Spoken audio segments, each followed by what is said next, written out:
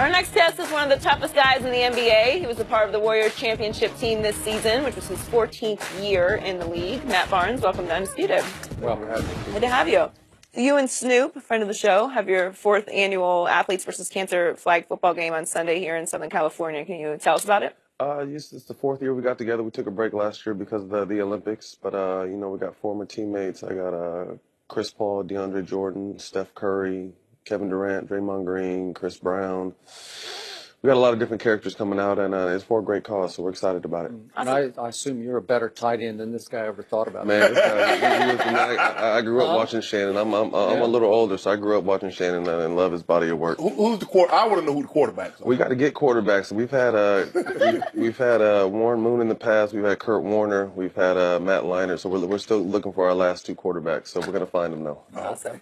All right. Well, let's get into the latest drama with LeBron and Kyrie Irving. Last month, LeBron posted a video on Instagram of himself in the gym rapping with a newly shaved head. Yesterday, a video was posted of Steph Curry mocking LeBron at Harrison Barnes' wedding.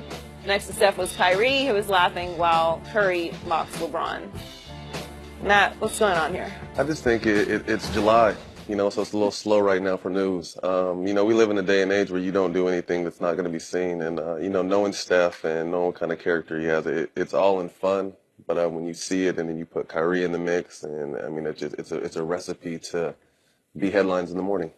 But they are obviously treating a guy who just averaged a triple-double in the NBA Finals, first time ever, a guy who is in his 7th straight NBA Finals, with not a lot of respect. And they know it's got potential to get posted. See, I don't think they were looking at it in that depth. You know, you're at a wedding, you know, maybe a couple drinks, a couple shots, you know, people are having a good time.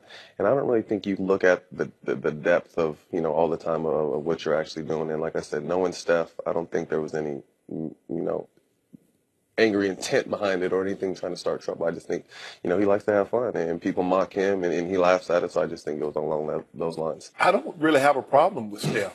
Steph is not my issue. I mean, Steph, they had their thing going when they first won the title 3 years ago. LeBron came back and he had the Ultimate Warrior T-shirt and the Kermit the Frog sipping coffee tea and the cookies. So I have no problem. The problem that I have is Kyrie. Right. Kyrie standing next to a guy keying. Yeah. The guy that kicked your butt in 5 games. Right. I'm not standing to you while he. Yeah. I'm not standing next to you while you try to clown. It might be your former teammate, but currently he is your teammate. I'm not standing next to you while you keying. I understand where you're coming from because when you played, it was just a whole different type of mentality. Yeah. You know, when we were you were enemies against your opponent. Yeah. You know, right this day and age, we're growing up at AAU when guys playing together and hanging out in the summertime. Guys are usually friends no matter what if we're competing against each other on and off the court. So. I mean, you wanted to do stop in and say, no, Steph, don't make fun of LeBron. He's my teammate. Or, you know, like I said, I don't think he added anything extra to it besides. Oh, he did what everybody else did. Exactly. You know, he laughed. Yeah. He laughed. And like I said, I don't think it was, you know, I don't think there was any harm behind it. I just think it was what happened and it was funny. Dunk on him, Bron, like you did Jason Terry. So in your chalk talks, your pregame sessions, how much fear of LeBron did you feel among the Golden State Warriors in the final? I mean, hands down, I mean, his reputation speaks for itself. To average a triple-double, what he did out there was amazing, you know, but also with Kyrie's ability to score, they were a two-headed monster. We were really deep this year. We had a lot of different guys that can play a lot of different positions in guard. And, you know, they just didn't have enough. But you can never downplay, you know, his ability. And I think people get caught up so much in hating on him instead of sitting back and realizing you're witnessing history. You know, he's going to be one of the best players. But a lot of people do hate on him. Yeah. And we live in a world where it's okay to hate. You know, we give people without a voice on social media a voice and a platform to express their opinion. You know what I mean? So if it was back in the day when you guys played, I'm sure a lot of people would have hated him or John Elway or Joe Montana. You didn't hear it till you went to the arenas or the stadium. Right. But you said something very interesting, and I've been trying to get my counterpart here to understand. You said they were a 2-headed monster. You had a 4-headed monster. A hydra. Well, in the end, they had a 1-headed monster named Kevin Durant who just took over the finals. But you make it seem like Steph ain't do nothing. Like Steph just ran. I just think this was a unique situation where we had so much talent and so many stars that but everyone fell in line. There was no egos. You know, Right. it wasn't about Kevin scoring 30 or Steph scoring 30 or Clay not even scoring sometimes because he's taking Kyrie out of the game or taking, you know, other point guards out of the game. This is a team where no matter what, we're going to win. It doesn't matter who scores. You know, obviously KD and Steph stepped up, you know, but Draymond was very important. Iguodala was important. Livingston, along the line, JaVale McGee. So it wasn't really about who was doing it. It's about we're going to do it together. We're going to get it done. So you've been around long enough to have crossed over the very end of Michael Jordan. Right. So can you imagine during Michael's heyday, any other player on any other team mocking him publicly the way Steph and Kyrie dared to mock LeBron James? I think it happened. There just wasn't camera phones around back then. I don't know. I think it happened. Like I said, and to your point, it was just a different era back then. It was a different era. This is a completely, I mean, this is the end of my, you know, I'm 37 years old, so I'm on the way out of it. But this AAU era is completely different from, I grew up in the 80s watching the Lakers and Celtics and watching, you know, football the way it was back then. And it's just different now. Everybody is friends. And I'm friends with people after the game. I'm not friends with nobody during the game except my teammates, but it's just, it's a different time now. So you can get mad about it or just accept it. So what did you see from Kevin Durant in growth this year? Did you see a big growth, you know, like a maturity spurt? I mean, always playing against him, he's always been a monster. You know, to be able to be 7 foot and play like a two guard is special. But just the way he embraced everything. He embraced the negativity, he embraced the love, he embraced the doubters, and he just went out there and played his game. And he and I talked a lot we'd hang out after every game, either eat or just hang out and talk about the game. And he just embraced the moment. I was happy for him because he took so much grief leaving to take less money to go to obviously the best team, but he took less money to win. And, you know, everyone's talking it's so money driven, but he took less to win. And, you know, it's a business when the NBA cuts you, trades you, or waives you, but you're a villain as a player when you take your future and your happiness in your own hands, and it's unfortunate. I think the thing is for me is that it's the fans' fault because they criticize a player when you don't win a ring. When a guy goes to a team and he tries to win one, you say, what you do?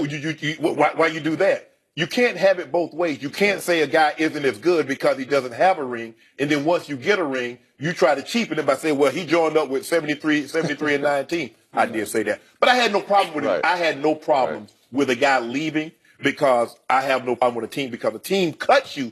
They say, we're doing what's in the best interest for the team. Right. Well, Kevin Durant's a business. Right. He's a business unto himself, just like the Warriors are. And Kevin Durant says, I'm going to do what's best for Kevin Durant. Regardless of what the fans in OKC thinks or around the NBA, what's best for Kevin? And what was best for Kevin and gave him the best chance to win a ring was going to Golden State. No doubt about it. So you are a UCLA man, and speaking of AAU babies, now comes Lonzo Ball to the Lakers, along with the whole package that is LeVar. Give us hell of a package. It's a hell of a package. Give us your take on. I love young Lonzo. I hope that he can step up, and you know, there's a lot of pressure. People understand that playing basketball in LA, there's just more than basketball. And then he's coming with a minivan hooked behind him. You know, so you hope that he can go out there and play and stay focused on what he has to do being a Laker. But I love the dad's antics and the promotion and keep it in the family and let's make all this money because that's what the shoe companies, everyone are doing. But I just don't like when he makes it about him. It's disappointing. You know, my kids love AAU basketball and they love the younger one that's in high school right now. And Dad, did you see his YouTube, this and that? When you click on and you watch that he's pulling teams off the court or yelling at refs. I can't complain because I yell at refs plenty of times, but you just can't make it about you. You know, it's about the kids when it comes to AU, and it's disappointing when he tries to make the spectacle about him and take all the attention. And what touched me was that he was doing the post-game interview and he saw his son with his head down. He wouldn't even look up. You know, so you know there's something going on there. But like I said, I love that he's promoting the family and the brand, and it's going to be a monster if they do well. But sometimes it's about the kids, and you can just step back and let the kids take the forefront. Well said. That's and Skip and I have been his staunchest supporters, but he's making it real easy at the next stop for me to get off because I mean the female she just tried to build her name and you know she was out of shape and she didn't know what she was. I'm like, dude, come on now. That's It's unnecessary. too much, and he also doesn't realize what kind of target he's putting on his kids' backs. Yeah. You know, he's going to have people hating his kids before the kids even say a word or even shoot the ball, Right. and it's all because of what he's saying and doing. Like I said, it comes from love, but he has to understand that it's a hell of a world out here, and the stuff you're putting out in the atmosphere is always going to be around, and your kids are always going to have to live up to that. So what will Lonzo's impact be on the Lakers? I mean, I saw Luke the other night at Trevor's wedding. I think Luke is gonna, bring him along the right way, and I hope it's great. I'm a Laker. I grew up a Laker fan, so even though I'm not with the Lakers right now, it's still, you still want to see the Lakers do well and get back to where they belong. So I hope that he's, a piece of something that can get them back to prominence. Well, we're going to leave it there, but check out Matt and Snoop at the 4th annual Celeb football game, Celeb vs. Cancer, and you can get events at eventbrite.com. Thanks for joining us. Thank you for having me. Appreciate it. Are the Falcons suffering from a Super Bowl hangover? We'll discuss that next. And I won't back down.